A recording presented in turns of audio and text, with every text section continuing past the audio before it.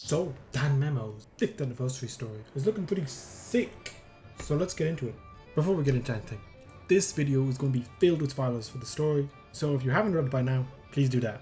So yeah, what a wild ending. I mean, I saw it coming because you gotta have conflict, but goddamn, pretty brutal. I like it. You know, it's setting up Dim, or now Finn, you know, to go on his revenge quest. But before we get into all that, there's a lot more to love about this story so far. So if you've a passing knowledge on Irish mythology, you're probably going to notice that there's a lot of references to it throughout this event. The Palam have always been relatively connected to Irish mythology.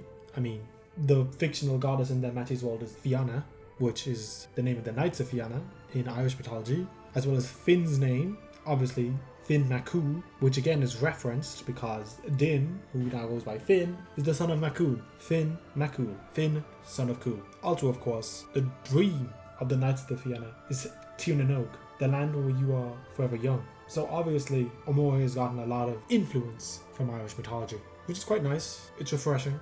I enjoy it.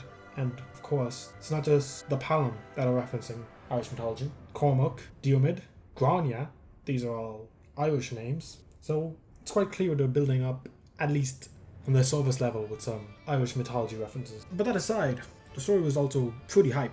It all kind of wraps together in this one part, building up to the climax. And there's two fake out climaxes, but they're both ordered. So the first fake out climax is the first betrayal by the Knights of Gold. Now going into it, I was like, there's a lot of story left to be getting into this betrayal. I was expecting maybe a long, prolonged, drawn-out fight, and that's how all the Knights of the Fianna died. But no, it was resolved relatively quickly through the efforts of Dim and Lazar. And so the Knights of Gold and the Knights of Fianna both have to return to the capital for the second fake-out climax, the Battle of Mace, whatever. But yeah, during the Battle of Mace, we get some great character stuff from Lazar and Dim, leading up to the point where it ties back around the beginning of the story, where those that the Knights of Fianna saved come to aid them in their time of need, which is quite good. You know, Omori isn't wasting anything.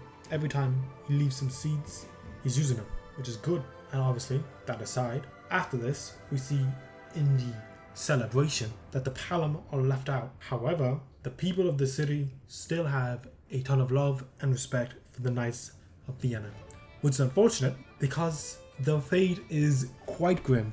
And so, after saving the capital, they head out and have to return to their home, the forest of Aelin, and there they find it besieged by the very king whose capital they just saved. And here we witness the death of the Knights of Fianna.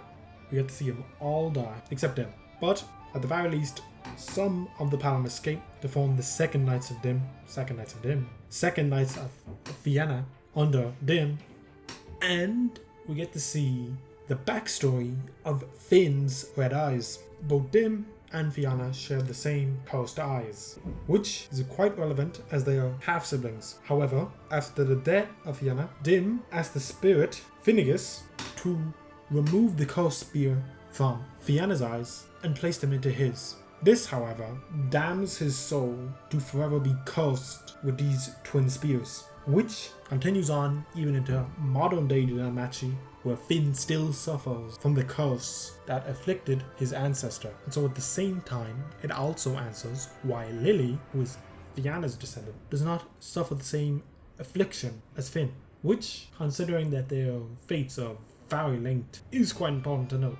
But yeah, even in the past, Lily is extremely important. She is pretty much fundamental to the existence of the Palam's false god, which is cool. It's another little bit of cool lore to add to one of the best characters in Danmachi. So yeah, the story is clearly setting up for Dim's revenge arc. However, it also has to set up how the Knights of Fianna built the road to Auraria, which is going to be quite epic, I imagine. And there's still clearly plenty of characters that have yet to come into it. So maybe we might see another character's ancestor in 5th anniversary. However, what was quite funny to note is that Argonaut, after his epic adventure killing the Minotaur, just died to a random monster. You know, it's quite funny. He really, even at the end, lived up to his legacy as the clown, which is insane. Another fantastic piece of character writing, and hopefully not one that will reflect Belle's fate. But yeah, 5th anniversary, it's good. I'm enjoying it so far, and that's about it. Be good people. But yeah, just a little side update. This video should have come out like a week, maybe a week and a half ago. But Castoria just dropped and she's already Bond 7. So you know I've been doing nothing but grinding that game. So yeah, hopefully though, I'll get a better schedule from now on. Except for the shorts. Those Fates Open shorts come out consistently. But no, for real this time. See you next time.